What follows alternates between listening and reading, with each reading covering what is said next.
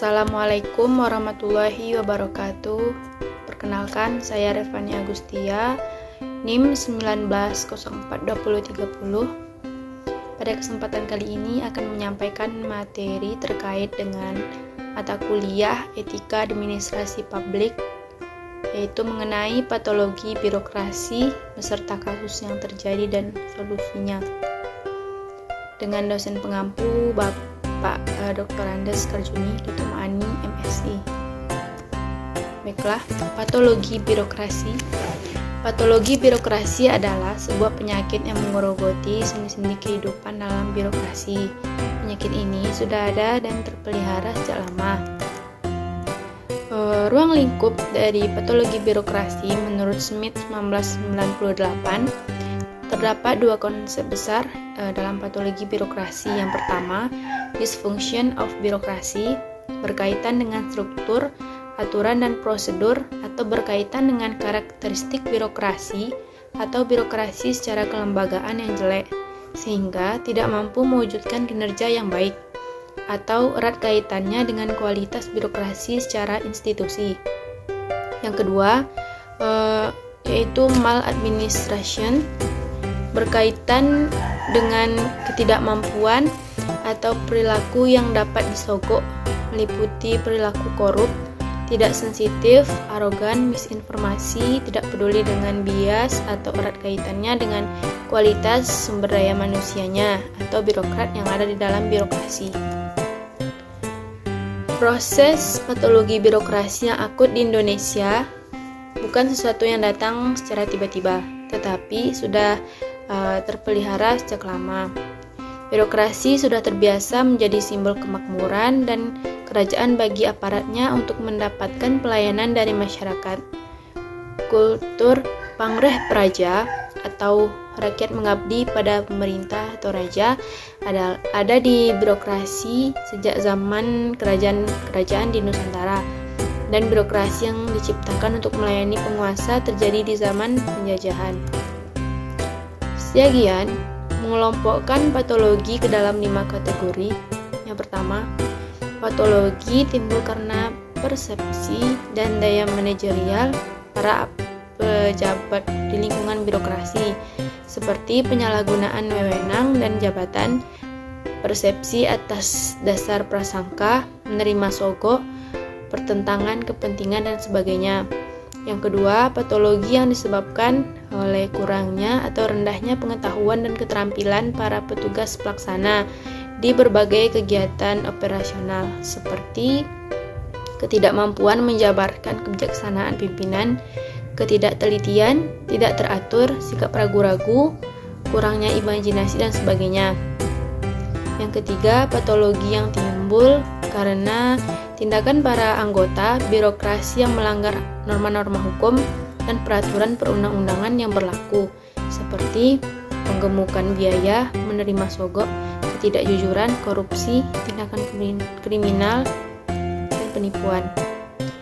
Yang keempat, patologi yang dimanifestasikan dalam perilaku para birokrat yang bersifat disfungsional atau negatif, seperti bertindak sewenang-wenang, pura-pura sibuk, paksaan, konspirasi, sikap takut, dan diskriminasi.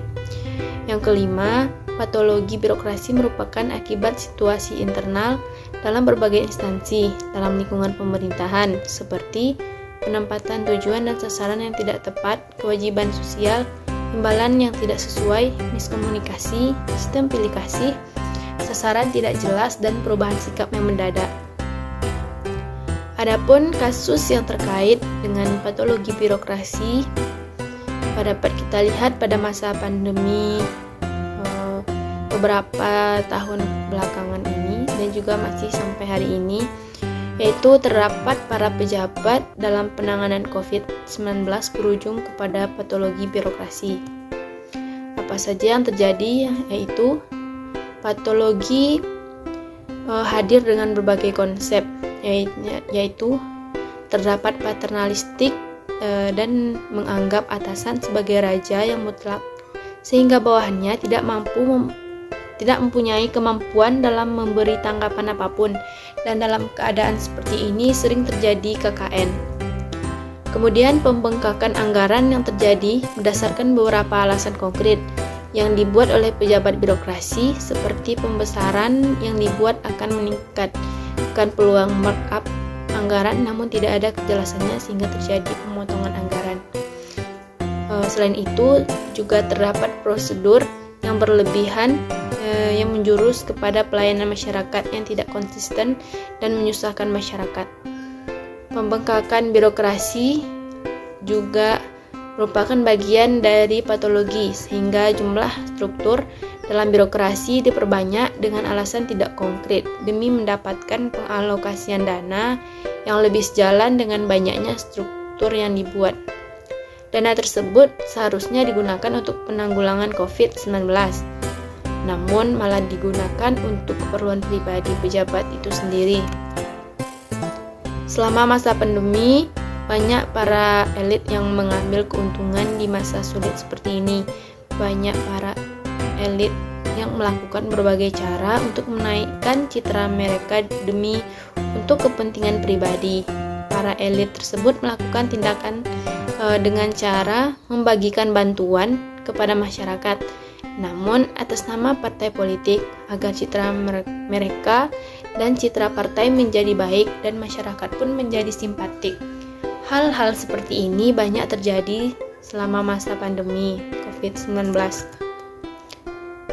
Kasus seperti inilah yang membuat birokrasi di Indonesia menjadi buruk, di mana para elit politik memanfaatkan kesempatan di masa pandemi seperti ini untuk kepentingan politik mereka. Seharusnya di masa seperti ini para elit membantu dan mengatasi bagaimana agar masa sulit, agar pandemi ini cepat berakhir, bukan malah berlomba-lomba mencari simpatik masyarakat untuk membuat citra baik mereka naik atau meningkat. Salah satu contoh kasus penyebaran dana bansos yang terjadi yaitu terdapat di Klaten, Jawa Timur, Jawa Barat, dan Brebes. Para elit memberikan bantuan dengan cara membuat simbol-simbol di kemasan yang akan diberikan kepada masyarakat, dan juga tidak sedikit para elit turun langsung ke lapangan agar mereka mendapat simpatik dari masyarakat. Dari patologi birokrasi yang terjadi selama masa pandemi tersebut diharapkan dapat berkurang, yaitu dengan melakukan penanggulangan yang dilakukan yakninya jalan dengan waktu. Arahnya birokrasi yang dirusak oleh penyakit birokrasi ini perlu adanya inisiatif penanggulangan yang mampu dalam rangka memperbaiki birokrasi demi menjadi lebih baik dalam sistem pelayanan masyarakat khususnya di Indonesia. Dapat dikatakan langkah penanggulangan ini adalah dengan membumi hanguskan penyakit tersebut dari birokrasi pemerintahan, khususnya mengingat pemerintah telah mengorbankan APBN yang banyak demi masyarakat dan bukan untuk kepentingan pribadi pejabat dalam birokrasi. Diperlukan peran pejabat birokrat dalam menciptakan kesadaran diri tentang dampak perlakuan mereka terhadap negara dan sosial. Aspek profesional harus ditanamkan dalam jiwa karyawan. Pemerintah mulai saat ini mengingat mereka yang melakukan patologi adalah orang pemerintahan sendiri. Undang-undang yang mampu juga diwujudkan demi pencegahan patologi dalam birokrasi pemerintah dalam rangka mencapai sasaran good governance bagi para birokrat, terlebih lagi di saat pandemi ini yang membutuhkan pemerintah untuk memprioritaskan masyarakat berbanding ekonomi sendiri atau dibandingkan dengan kebutuhan pribadi mereka.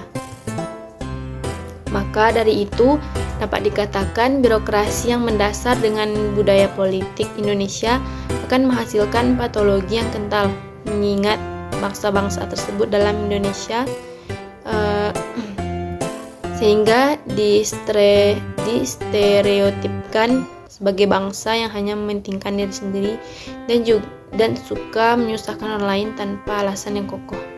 Pola pikir demikian harus diubah oleh pemerintah melalui reformasi birokrasi terstruktur yang mendalam, termasuk juga memperhitungkan pimpinannya tersebut. Mungkin sekian dari penyampaian saya terkait patologi birokrasi. Terlebih dan terkurang saya mohon maaf. Saya sudahi dengan wassalamualaikum warahmatullahi wabarakatuh.